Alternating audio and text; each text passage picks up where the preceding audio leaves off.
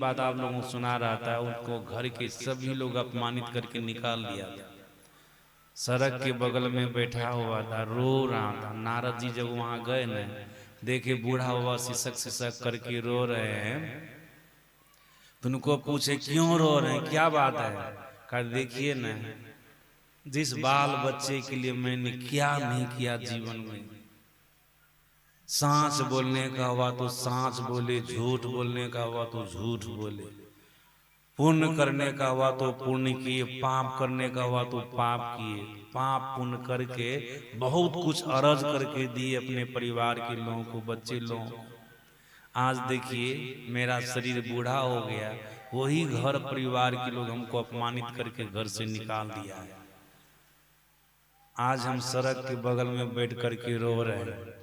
तो नारद जी तो संत न थे, ब्रह्मा जी के मानस पुत्र। ये तो वेदांते की बात न बोलेंगे, इधर उधर की बात तो नहीं है ना बोलेंगे। बोले कि बूढ़ा बाबा देख न लिए संसार को, जिसके लिए आपने सब कुछ किया वो आपके साथ कैसा व्यवहार किया, घर से निकाल दिया है, अपमानित करके। ऐसा कीजिए, हम भगवान का भजन 24 घंटे करते रहते हैं, आप हमारे साथ चलिए, अब जो बचा हुआ समय है भगवान में लगा दीजिए, भगवान में लगा दीजिए, भजन कीजिए, इसी से आपका कल्याण होगा। तो बूढ़ा बाबा क्या कहते हैं, आपको फैसला करने के लिए बुलाए थे, पंचायती करने के लिए बुलाए थे। अपमान किया तो अपने लोग ने किया, को दूसरा किया, अपने ने किया। जिसको हम पाले पोसे बड़ा किए, जिस घर को तैयार किए, वही न मेरा अपमान किया, और कोई नहीं ने किया। काहे के लिए हम जाएंगे भजन करने के लिए? थोड़ी देर के बाद सब शांत हो जाएगा, फिर वहीं चले जाए। इसी को कहते पतित, इसी को ना पतित कहते हैं। लात मुक्का खाते हैं तब भी वहीं पर पड़े रहते हैं। एक रत्ती भी विरक्ति आती है उनके अंदर में, एक रत्ती भी वैराग्य आता है। ऐसा नहीं कि घर परिवार को छोड़ दीजिए, ऐसा नहीं कहा जा रहा। वहीं रह करके सबसे आसक्ति को हटा करके, मोह को हटा करके भजन में अपने आप को लगा दीजिए। अपनी आसक्ति को परमात्मा से जोड़ दीजिए, ईश्वर भजन से जोड़ दीजिए, भक्ति से जोड़ दीजिए। अपना प्रेम को ईश्वर परमात्मा में लगा दीजिए, जो संसार में लगा करके थे। परमात्मा से मोह कीजिए। ऐसा ना होना चाहिए। तो सज्जन ऐसा होता है, दुख सह करके भी, कष्ट सह करके भी, अपमानित होकर के भी लोग जो उनका अपना नहीं है उसको अपना बनाना चाहता है। ये अविद्या माया का प्रभाव है। सज्जनों, जब तक ये जीव के अंदर में प्रभाव रहेगा ना, अविद्या माया का प्रभाव रहेगा ना, तब तक जीव संसार के समुद्र में गिरा रहेगा, अनेक प्रकार के दुखों को भोगता रहेगा, जन्मता रहेगा, मरता रहेगा। इसका कभी कल्याण होने वाला नहीं है। यही संसार रूपी समुद्र का जल है। सज्जन, इससे निकलना है, अपने अंदर से अज्ञानता को दूर करना है, अविद्या माया को खत्म करना है। जब तक इसके अंदर में रहेंगे तब तक दुख ही दुख रहेगा। शास्त्र कहता, महापुरुष कहते, इससे निकलने पर ही जीव को सुख मिलेगा, शांति मिलेगी। लेकिन निकलने का जल्दी लोग प्रयास करता है? नहीं करता है। प्रयास करना चाहिए। भगवान श्री राम कहते हैं, एक दुष्ट अतिशय दुख रूपा, जा बस जीव पड़ा भव ऊपा। हे भाई लक्ष्मण सुनो, ये दुष्ट अविद्या माया है, इसके बस में जो जीव पड़ जाता है, मतलब जो अज्ञानी बन करके रहता है, जो अपने उनके नहीं है उसको अपना मान करके पड़ा रहता है, दुख सह करके भी, अपमान सह करके भी, तो मानो वो संसार के समुद्र में गिरा रहता है, कुआं में गिरा रहता है, अनेक प्रकार के दुख को भोगते रहता है। सज्जनों, साधारण लोगों की बात तो छोड़िए, आप तो विशेष पुरुष है, उनको भी दुख हुआ। ये संसार दुख का घर है। राम आए, कृष्ण आए, शिव आए, उनके जीवन को देख के सबको दुख हुआ। एक से एक संत आए संसार में, उनको भी दुख हुआ। सज्जना, हम आप तो साधारण स्तर के प्राणी, हम आपको तो दुख होता ही है। हम लोगों के गुरु महाराज जी ने कहा, यह परदेशवा काल को बेसवा, जोरे आवाएं दुख पाई। यह जीव के लिए प्रदेश है। जीव का अपना स्वदेश परमात्मा का लोक है। जब तक जीव वहां नहीं जाएगा, मतलब परमात्मा के पास नहीं जाएगा, तब तक इनके जीवन में दुख लगा ही रहेगा।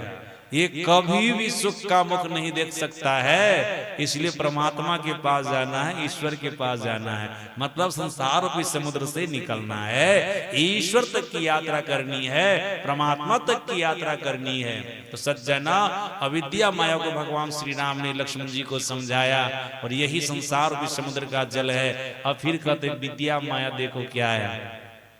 भगवान श्री राम का एक रचई गुण बस जाके प्रभु प्रेरित नहीं निजबलता के। भाई लक्ष्मण सुनो, ओ विद्या माया, उनको अपना सामर्थ्य नहीं होता, अपनी शक्ति नहीं होती है। परमात्मा का सामर्थ्य लेकर के, उनसे शक्ति लेकर के, उससे प्रेरित होकर के संपूर्ण सृष्टि की रचना करती है। ये विद्या माया का काम है। दुनिया को बनाना, संसार को बनाना, मतलब अविद्या माया की रचना करना, ये विद्या माया का काम है।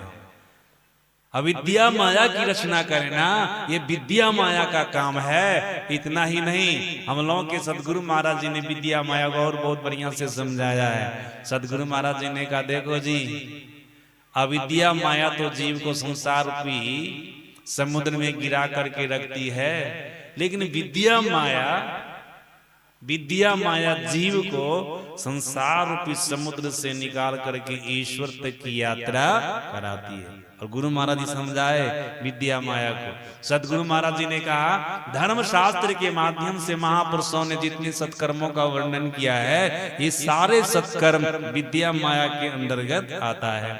सज्जना, सत्संग ध्यान विद्या माया के अंतर्गत आता है। सारे शुभ कर्म विद्या माया के अंतर्गत आता है। और सुनिए, सदगुरु महाराज जी ने कहा, भीतर का अंधकार तो अविद्या माया का प्रतीक है, लेकिन भीतर का प्रकाश और शब्द विद्या माया का प्रतीक है। जो साधक अपने भीतर में प्रकाश और शब्द को देख लेता है, मानो विद्या माया को प्राप्त कर लिया, और इसी प्रकाश और शब्द के सहारे से जीव ईश्वर तक की यात्रा कर लेता है, परमात्मा तक की यात्रा कर लेता है। सदगुरु महाराज जी ने यह भी कहा है, ये प्रकाश और शब्द क्या है? ईश्वर परमात्मा का दायां बायां हाथ है, प्रकाश परमात्मा का बायां हाथ है और शब्द परमात्मा का दायां हाथ है। जैसे बायां दायां हाथ के बीच में कोई संतान जाती है, कोई पुत्र जाता है, तो माता पिता उनको अपनी गोद में बैठा लेता है। उसी प्रकार से जो जीव अपने भीतर में प्रकाश को देख लेता है, शब्द को सुन लेता है, मानो परमात्मा के दायां बायां हाथ के अंदर चला गया, परमात्मा उसको पकड़ करके अपनी गोद में बैठा लेता है, उसका कल्याण हो जाता है, उसका भला हो जाता है। ये विद्या माया संपूर्ण सृष्टि की रचना करती है, दुनिया को बनाती है। इसी प्रकाश और शब्द से, सत्कर्म के प्रभाव से संपूर्ण सृष्टि की रचना हुई है। अगर जीव अपनी जीवन काल में इसको अपना ले, इसको प्राप्त कर ले, सत्कर्मों को अपना ले, प्रकाश और शब्द को प्राप्त कर ले, तो निश्चित रूप से वो ईश्वर तक की यात्रा करे। ये विद्या माया है, ये संपूर्ण सृष्टि की रचना करती है और जीव को ईश्वर तक की यात्रा कराती है विद्या माया। सज्जन, ये संसार रूपी समुद्र के जल नहीं है, अविद्या माया संसार रूपी समुद्र के जल है। जब तक इसमें रहेंगे तब तक सुख नहीं मिलेगा, शांति नहीं मिलेगी, चैन नहीं मिलेगा, इससे निकलना है। आप लोग बढ़िया से समझ गए संसार रूपी समुद्र के जल क्या है? पंच विषय और अविद्या माया। पंच विषयों में रहेंगे तो आपको सुख नहीं मिलेगा, शांति नहीं मिलेगी, क्योंकि ये पंच विषय विष से भी बढ़कर के विष है। शंकराचार्य जी महाराज उनके शिष्यों ने पूछा था, विषाद किम विषम, विष से भी बढ़कर के विष क्या है? तो शंकराचार्य जी महाराज ने इसी पंच विषय के लिए कहा था, समस्त विषय, ये पांचों विषय विष से भी बढ़कर के विष है। साधारण विष का पान करने वाला एक बार मरता, एक बार जन्मता है, लेकिन जो विषय रूपी विष का पान करता है वो बारंबार जन्मता है, बारंबार मरता है। ये विष से भी बढ़कर के विष है। और अविद्या माया जीव को संसार भी समुद्र में गिरा करके रखती है। जो उनके अपने नहीं है उनको अपना मान रहे हैं, यही अविद्या माया है, यही अविद्या माया का स्वरूप है। जब तक ये ज्ञान हम आपके अंदर में रहेगा तब तक हम आपका कल्याण होने वाला नहीं है।